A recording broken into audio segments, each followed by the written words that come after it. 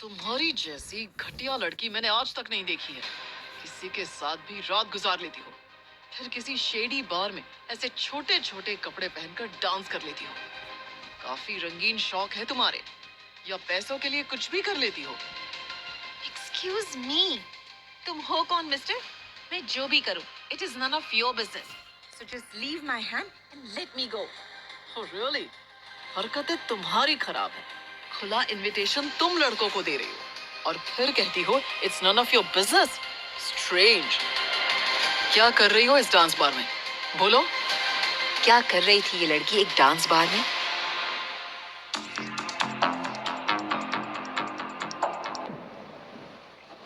कुछ देर पहले ही इंदौर के रास्तों में एक गाड़ी बेहद तेज स्पीड में दौड़े जा रही थी।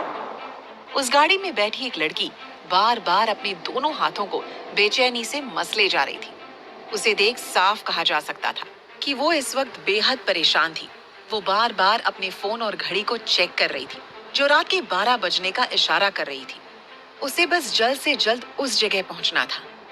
भैया थोड़ा तेज चलाइए ना प्लीज। मैडम गाड़ी है ये, हेलीकॉप्टर नहीं जो उड़ा कर ले जाऊं। वक्त लगेगा पहुंचने में। प्लीज समझिए ना, थोड़ा अर्जेंट है। लड़की की बात सुन ड्राइवर ने गाड़ी की स्पीड और बढ़ा दी और कुछ ही देर में वो लोग एक बिल्डिंग के सामने थे। गाड़ी रुकते ही लड़की तुरंत बाहर आई और पैसे ड्राइवर को दे दौड़ते हुए अंदर चली गई। ड्राइवर ने जब पैसे गिने तो उसमें 100 रुपए ज्यादा थे। ये देख ड्राइवर ने लड़की को आवाज भी दी, ओ मैडम, ये अपने बाकी पैसे तो लेकर जाइए। पर तब तक लड़की बिल्डिंग के अंदर जा चुकी थी। हद है, मुझे क्या, मैं नहीं जा रहा वापस करने। इतना के ड्राइवर ने पैसे अपनी जेब में डाले और वहां से चला गया। लड़की बिल्डिंग के अंदर आई तो उसने देखा कि ये एक डांस बार था। मेन गेट के अंदर आते ही एक बड़ा सा हॉल था जहाँ हर तरफ रंग बिरंगी लाइटें चमक रही थी और बेहद तेज म्यूजिक। इसी के साथ वहाँ काफी लोग शराब के नशे में डांस कर रहे थे। पर लड़की ये सब अनदेखा कर बैक स्टेज जाकर वहाँ बने कमरों में किसी को ढूंढने लगी।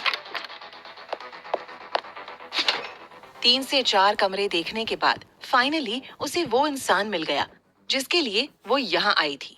लड़की ने दरवाजे से देखा तो सामने एक लड़की जो कि उसकी दोस्त थी अपना पैर कुर्सी पर फैलाए बैठी हुई थी। उसकी आंखों से आंसू निकल रहे थे। लड़की जल्दी से आगे बढ़ी और अपनी दोस्त के पास आकर खड़ी हो गई। साक्षी, क्या हुआ? साक्षी ने अपनी दोस्त की आवाज सुन ऊपर देखा तो सामने अपनी सबसे अजीज दोस्त को खड़े पाया।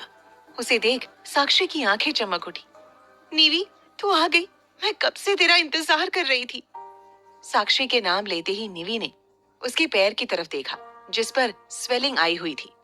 निवेदिता माथुर, जिसे उसके करीबी हमेशा निवी कहकर बुलाते थे, जो आज यहाँ अपनी दोस्त साक्षी के बुलाने पर इस डांस बार में आई थी। देखना क्या हो गया। ये हुआ कैसे साक्षी? मैं चेंज करने वॉशरूम में गई तो वहां पर पैर फिसल गया और ये मोच आ गई। पैर भी बहुत सूजा हुआ है। एक काम करते हैं, हम पहले डॉक्टर को दिखा लेते हैं, फिर वहीं से घर के लिए निकल जाएंगे। नहीं निवी, मैं अभी नहीं जा सकती। आज मेरा शो है। अगर मैं ये छोड़कर चली गई तो मुझे पैसे नहीं मिलेंगे। कल बाबा को डॉक्टर के पास भी ले जाना है। मुझे पैसों की बहुत जरूरत है। मैं शो नहीं छोड़ सकती। अरे पर ऐसे मोच खाए पैर के साथ तू डांस कैसे करेगी? इसलिए तुझे बुलाया है। प्लीज निवी, मेरी मदद कर दे। मैं क्या मदद कर सकती हूँ तेरी? निवी, क्या तू मेरी जगह डांस कर लेगी? प्लीज प्लीज, मैं आज का शो नहीं छोड़ सकती और तेरे अलावा किसी और पर विश्वास भी नहीं कर सकती। अगर किसी और को कहा तो वो लोग मेरे पैसे खा जाएंगे और इस वक्त मुझे पैसों की बहुत जरूरत है। मैं कैसे?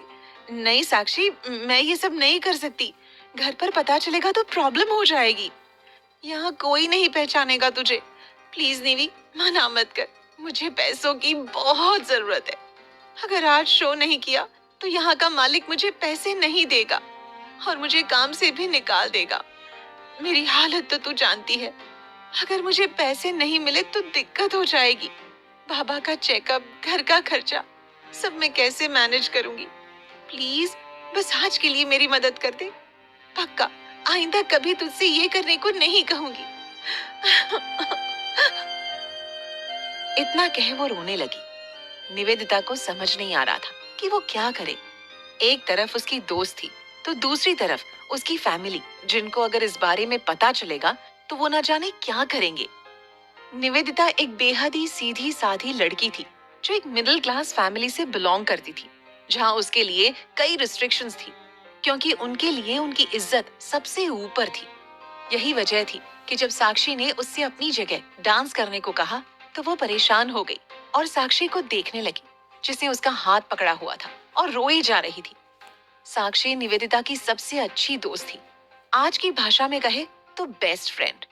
साक्षी और उसकी मुलाकात स्कूल में 6th क्लास में हुई थी और तभी से दोनों बहुत अच्छी दोस्त बन गई थी।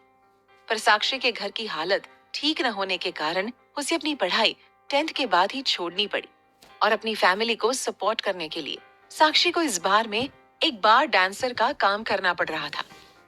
निवेदिता कंफ्यूजन में थी कि वो क्या करे। वो भी उसकी पैसों से मदद नहीं कर सकती थी, क्योंकि उसके पास खुद भी इतने पैसे नहीं थे कि वो साक्षी को दे सके, और जो थे वो उसे घर पर देने पड़ते थे। और अगर वो ऐसा नहीं करेगी तो उसकी माँ उसके लिए मुसीबत खड़ी कर सकती थी। पर उसे साक्षी की मदद भी करनी थी। उसे कुछ भी समझ नहीं आ रहा था, पर वो साक्षी को ज्यादा देर रोते हुए नहीं देख पाए और उसने साक्षी की मदद करने का फैसला किया। वैसे भी सिर्फ कुछ मिनट की ही तो बात थी। ये सोच उसे साक्षी की बात मान ली। ठीक है साक्षी, मैं तैयार हूँ। सच में? हाँ। Thank you very much Neevi. Thank you की जरूरत नहीं है, बस तू मुझे ये बता कि मुझे करना क्या है। हाँ,